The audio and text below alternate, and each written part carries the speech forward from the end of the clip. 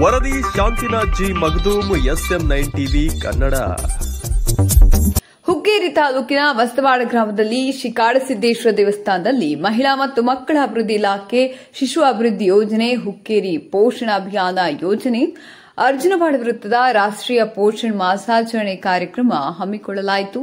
ಈ ಸಂದರ್ಭದಲ್ಲಿ ಊರಿನ ಹಿರಿಯರು ಸುರೇಶ್ ವಂಟಮೂರಿ, ಶ್ರೀಮತಿ ಅನುಸೂಯ ಪಿ ಪಾಟೀಲ್, ಮಾಜಿ ಜಿಲ್ಲಾ ಪಂಚಾಯತ್ ಸದಸ್ಯರು, ಬಸ್ತವಾಡ ಗ್ರಾಮ ಪಂಚಾಯತ್ ಉಪಾಧ್ಯಕ್ಷರು ಶ್ರೀಮತಿ ಪರವೀಣಾ ಇ ಪಕ್ಕಾಲೆ ಹಾಗೂ ಸದಸ್ಯರು ಹಾಗೂ ಶಿಶು ಅಭಿವೃದ್ಧಿ ಯೋಜನಾಧಿಕಾರಿಗಳು ಎಚ್ ಹೊಳೆಪ್ಪ, ಸಹಾಯಕ ಶಿಶು ಅಭಿವೃದ್ಧಿ ಯೋಜನಾಧಿಕಾರಿಗಳು ಎನ್ ನಾಗಲೋಟಿ, ವಲಯ ಮೇಲ್ವಿಚಾರಕಿ ಶ್ರೀಮತಿ ಗುರವ್ವ ಮಾನಗಾವಿ ಹಾಗೂ ಮೇಲ್ವಿಚಾರಕಿಯರು, ಅರ್ಜುನವಾಡ ವೃತ್ತದ ಸರ್ವ ಅಂಗನವಾಡಿ ಕಾರ್ಯಕರ್ತೆಯರು, ಸಹಾಯಕಿಯರು, ಆರೋಗ್ಯ ಇಲಾಖೆ ಅಧಿಕಾರಿಗಳು, ಆಶಾ ಕಾರ್ಯಕರ್ತೆಯರು ಹಾಗೂ ತಾಯಂದಿರು ಹಾಜರಿದ್ದರು.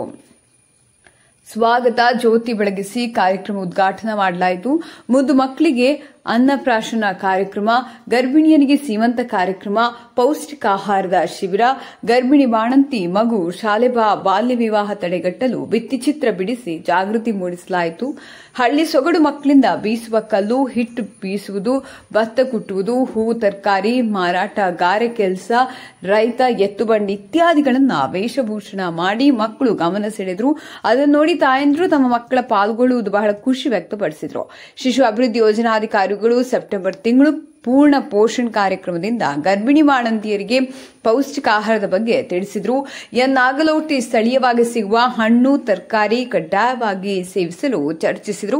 ಶ್ರೀಮತಿ ಮಹಾದೇವಿ ಜಕ್ಕಮತಿ ಕ್ಷೇತ್ರ ಆರೋಗ್ಯಾಧಿಕಾರಿಗಳು ಗರ್ಭಿಣಿಯರ ಆರೈಕೆ ಬಗ್ಗೆ ತಿಳಿಸಿದರು. ವಲಯ ಮೇಲ್ವಿಚಾರಕಿ ಶ್ರೀಮತಿ ಜಿಎನ್ ಮಾನಗಾವಿ ವಂದಿಸಿದರು. ಶೋಭಾ ಮಗದುಂ, ಸುವರ್ಣ ಬಸ್ತವಾಡ, ಶಬೀನಾ ಹಕ್ಕೀಂ ಹಾಗೂ ಬಸ್ತವಾಡ ಗ್ರಾಮದ ಮಂದಿ ಭಾಗಿಯಾಗಿದ್ದರು. ವರದಿ SM9 TV Kannada news, Bastawada. ಪ್ರಧಾನ ಸಂಪಾದಕರು ಶಾಂತಿನಾಥ್ ಜಿ ಮಗದುಂ.